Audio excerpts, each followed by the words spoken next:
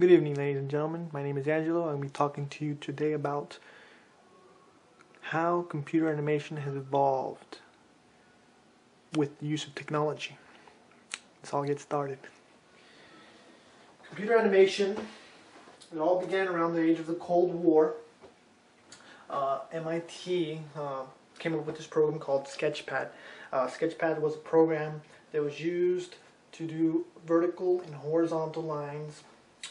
You would draw with a pen that has a little light bulb at the tip of it, and it would be interpreted on this screen. It would tell it where the lines would go.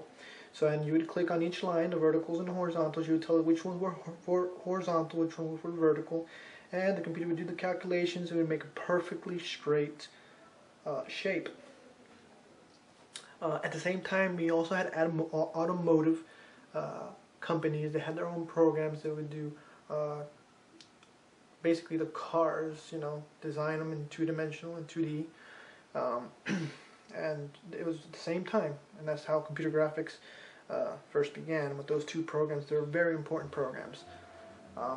From there, they came up with this program in Canada. These computer programmers came up with this program that would do keyframes. What are keyframes? So let's start with frames first. What are frames? Frames are images that are put simultaneously together to make motion picture. Now, animators, when they, back in the day before technology was made, animators would draw each frame, the movement of a character, next movement, next movement, next movement, and that would take too long. So computers and technology has helped out on that. So the frames, just put keyframes and the computer does the rest in between. Makes it much easier for animators. Isn't that a good thing? They came up with this program called Hunger. Well, not a program, sorry to say that. It is a short film that represents keyframes. Hunger, very known short film.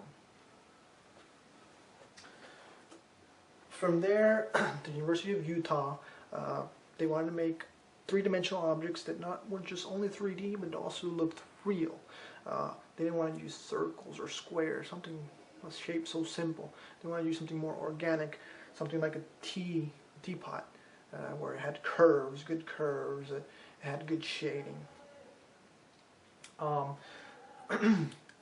They used it to, they built a wireframe on the computer.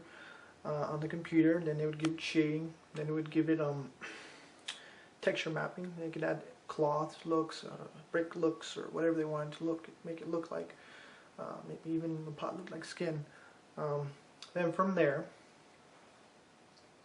they started inputting highlights on the pot to make it more real.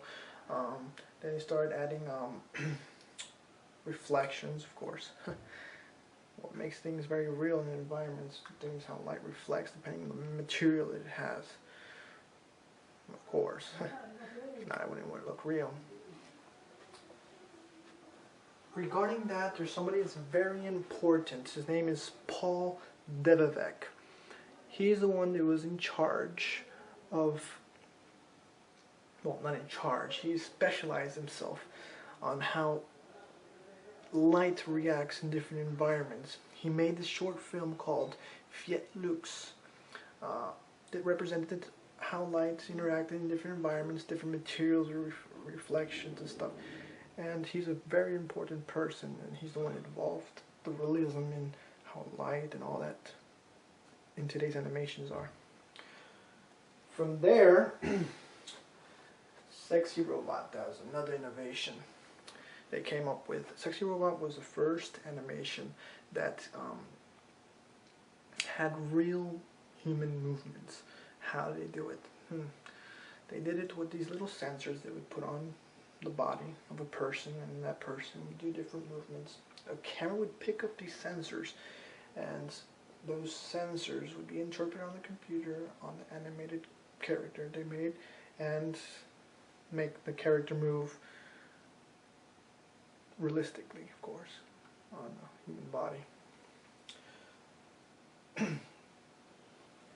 then from there we go to programs.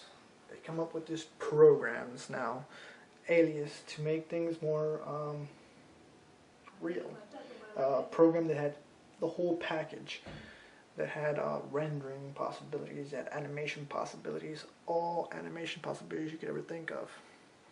From there, Alias and Wavefront united to make this program called Maya. Now, Maya was a little more sophisticated than Alias. It had the possibility of doing liquid interpretations, how liquid moved, how cloth moved, how fire reacted in real life. And because of that program, that's how they make this animation. Shrek, as everybody knows, and Shrek has always been one of the best in showing all that fire and liquid movement, cloth movement, with all the light reflections and everything. And basically that's how animation has evolved with technology. And nowadays there's much more programs besides Maya, but Maya was one of the first ones. And that concludes my whole presentation on how animation has evolved. I hope you liked it, and thank you very much. Here, my audience.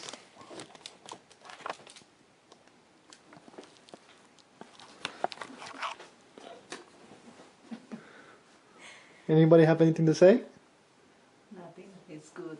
Good presentation. Very interesting. Very good, very good.